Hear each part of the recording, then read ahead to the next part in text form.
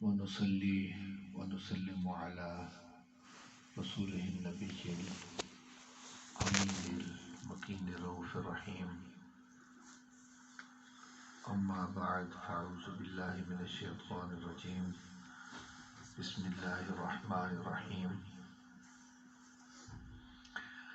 وقال لهم نبيهم إن الله قد بعث لكم طالوت ملكا قالوا أنى يكون له الملك علينا ونحن أحق بالملك منه ولم يؤت سعة من المال قال إن الله اصطفاه عليكم وزاده بسطة في العلم والجسم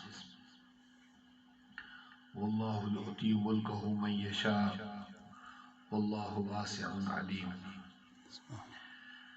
آمنت بالله صدق الله العظيم وصدق رسوله النبي الكريم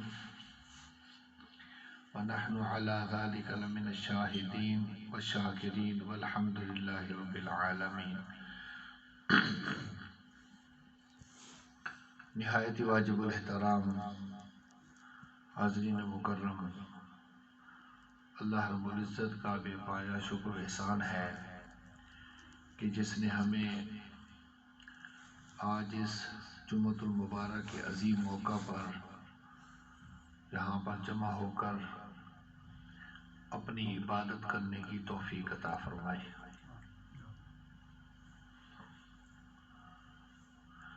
آج میں آپ کے سامنے گفتگو کروں گا کہ امت مسلمہ کی زبوں حالی، زوال اور ڈاؤن فال، اس کا سبب کیا ہے، وجہ کیا ہے. اس سے پہلے قرآن مجید کی کچھ آیات کریمہ اور واقعات کی تشریح کروں گا.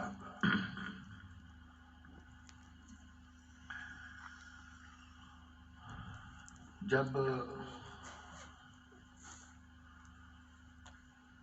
جالوت نے بنی اسرائیل پر ظلم کرنا شروع کیا تو اللہ رب العزت نے قرآن مجید میں ارشاد فرمایا: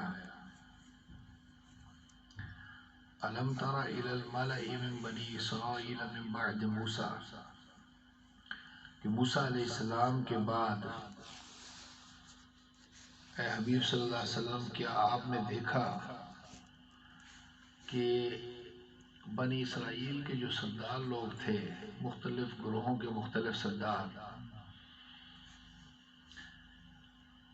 موسیٰ علیہ السلام فرعون کے ظلم سے نجات دلا کر بنی اسرائیل کو، فرعون قبطی تھا اور اپنی جو برادری تھی، اپنے لوگ تھے،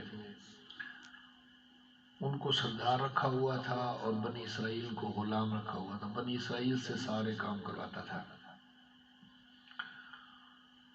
یہ یہودی لوگ بنی اسرائیل ظلم کی چکی میں پستے رہے، دعائیں کرتے رہے. پھر اللہ رب العزت نے موسیٰ علیہ السلام کو بھیجا تو موسیٰ علیہ السلام ان کو لے کر آئے تو فرعون کے پیچھے آ گیا. موسیٰ علیہ السلام نے اپنا عصا سمندر میں پھینکا تو سمندر نے راستہ دے دیا. اب انہوں نے تو دریا عبور کر لیا، لیکن فرعون نے دیکھا کہ راستہ بن گیا ہے، وہ بھی آ گیا، اس کی فوج بھی آ گئی. تو جب وہ درمیان میں پہنچے تو موسیٰ علیہ السلام کی قوم عبور کر چکی تھی، تو پانی آپس میں مل گیا، راستہ بند ہو گیا، تو وہ غرق ہو گیا، فرعون بھی غرق ہو گیا، اس کی فوج بھی. اللہ رب العزت نے فرمایا کہ میں تمہارا فَالْيَوْمَ نُنَجِّيكَ بِبَدَنِكَ لِتَكُونَ لِمَنْ خَلْفَكَ آیَةً، کہ نشانی رکھنے کے لیے اگلے آنے والے لوگوں کے لیے میں تمہارے بدن کو محفوظ رکھوں گا. ہم نے ایجپٹ میں، قاہرہ میں میوزیم میں اس کا بدن دیکھا تو اللہ رب العزت نے اس کے بدن کو محفوظ کیا کہ یہ جو خدائی کا دعویٰ کرتا تھا آج مرا پڑا ہے، خدا فقط میں ہوں، اللہ اللہ۔ تو یہ سارے فرعون جو خدائی کا دعویٰ کرتے رہے یہ مر گئے، یہ آپ خود دیکھ سکتے ہیں، یہ ہل بھی نہیں سکتے۔ تو اس کے بعد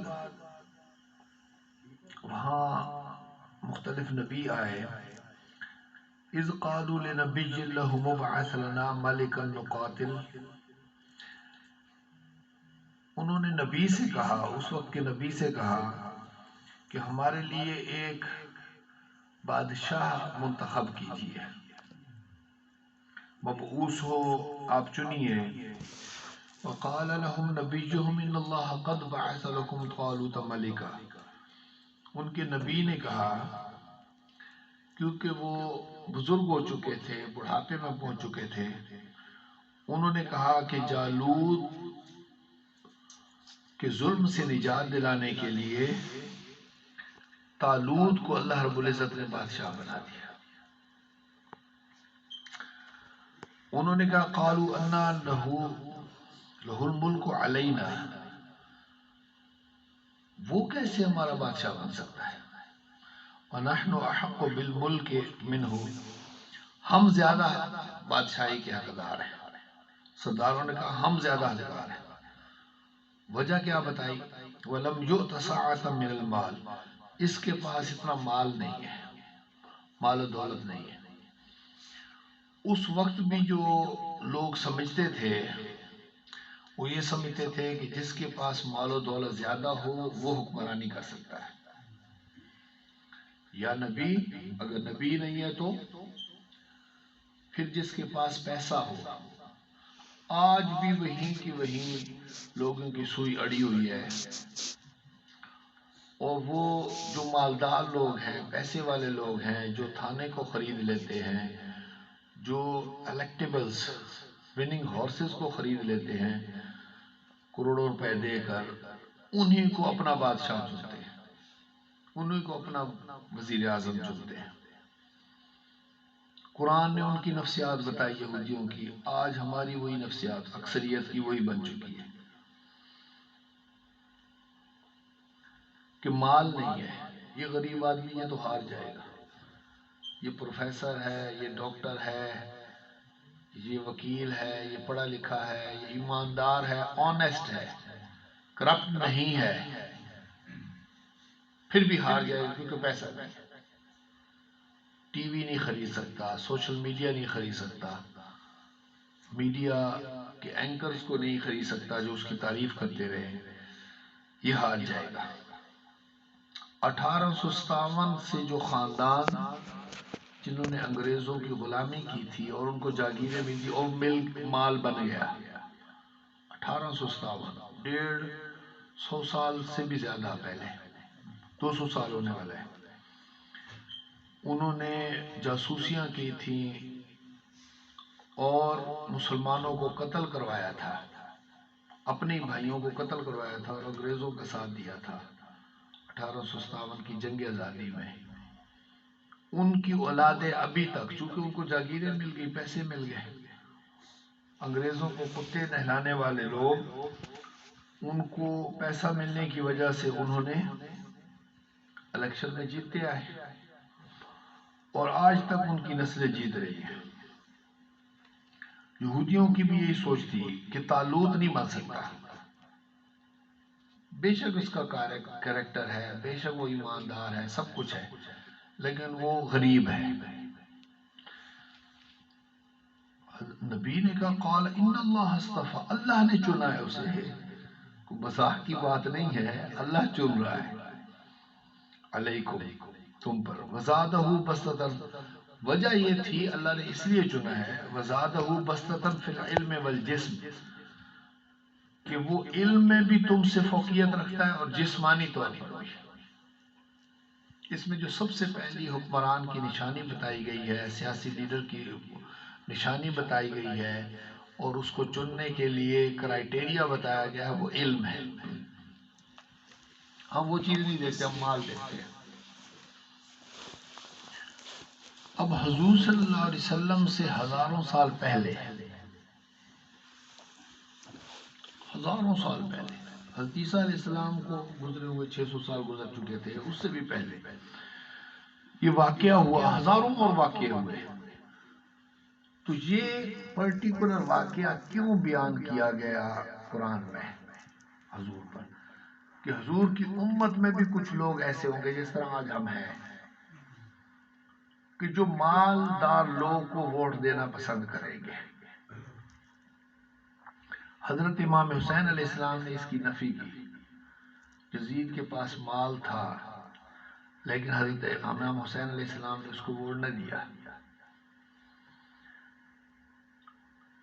تو جس کے پاس علم ہو، علم دین کا بھی علم ہو، یہ نہیں کہ صرف دنیاوی علم ہو، دین کا بھی علم ہو، وہ جانتا ہو کہ جس مذہب کے لوگ اس ملک میں رہتے ہیں، یہ میں بات کر رہا ہوں جو جس ممالک میں مسلمانوں کی اکثریت ہے،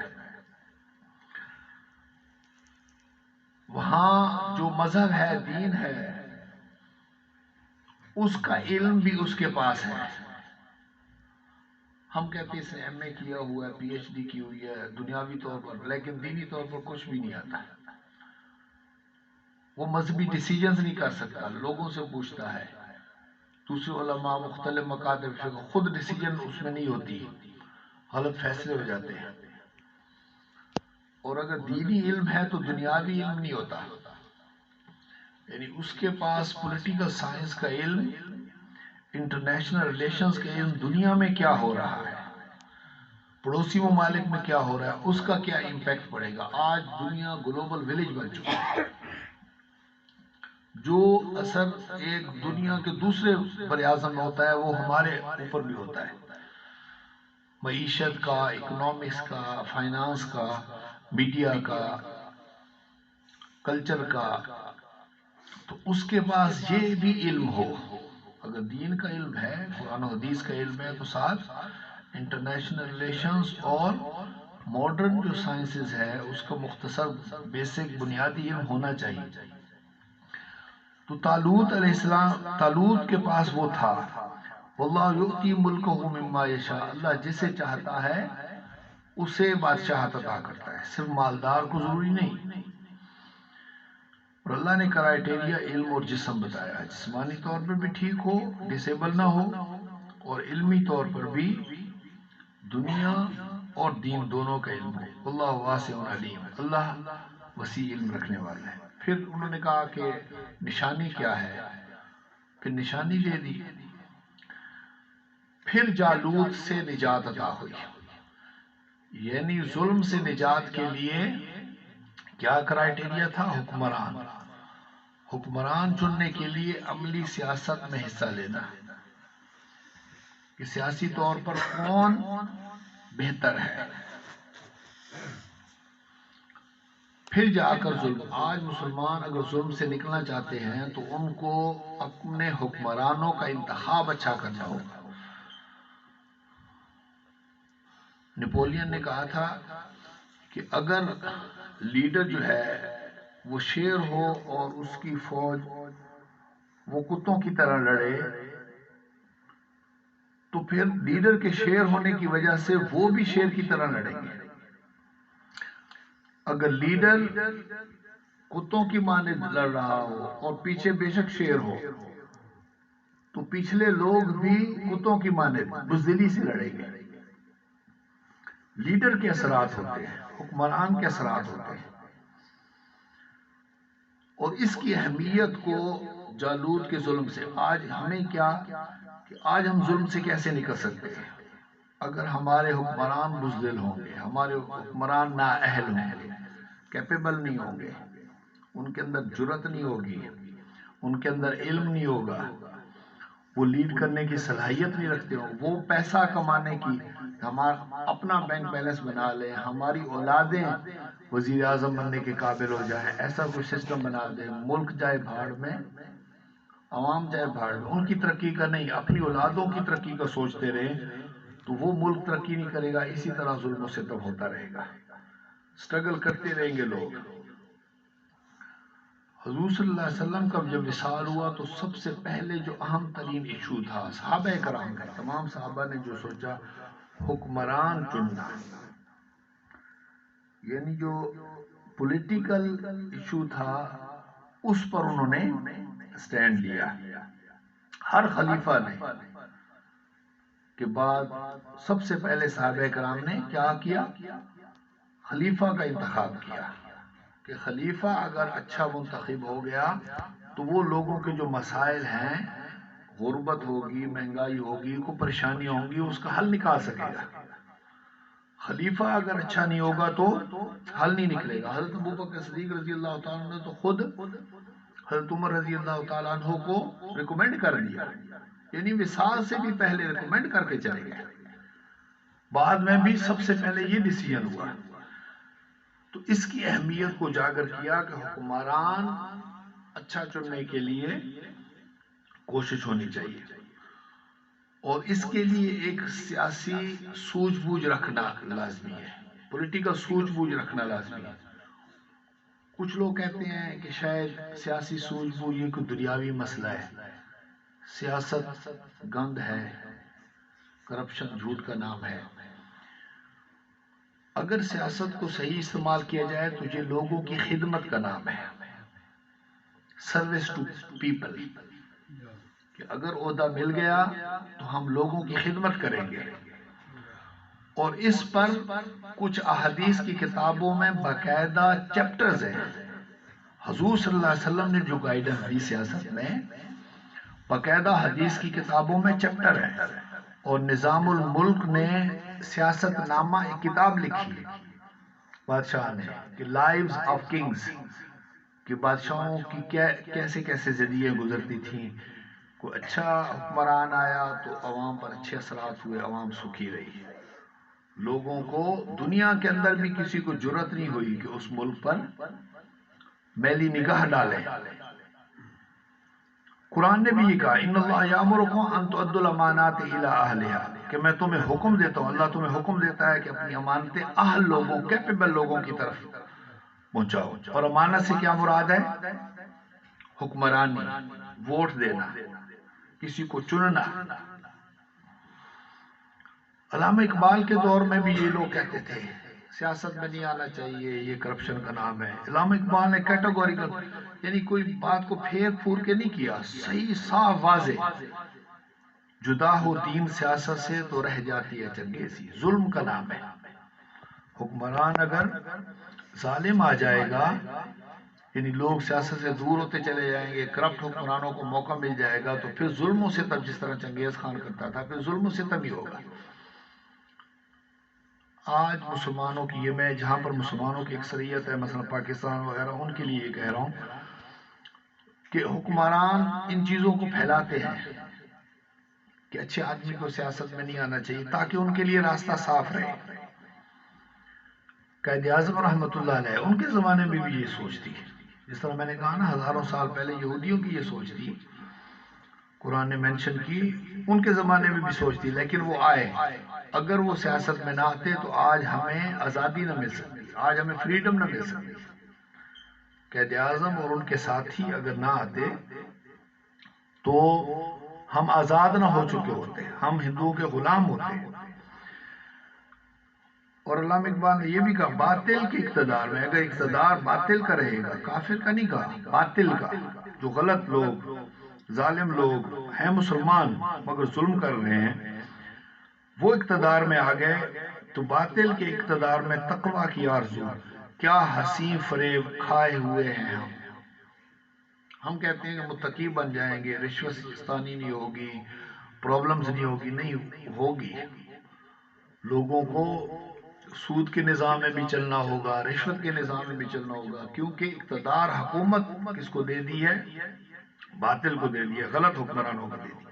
اسی لیے حضرت امام حسین علیہ السلام یزید کے خلاف کھڑے ہوئے کہ تم کلمہ پڑھتے ہو، سب کچھ کرتے ہو، صحابی کے بیٹے ہو، مگر تم ظالم ہو، لوگوں کے حقوق نہیں پورے کر رہے، ان کے خلاف اٹھ کھڑے ہوئے۔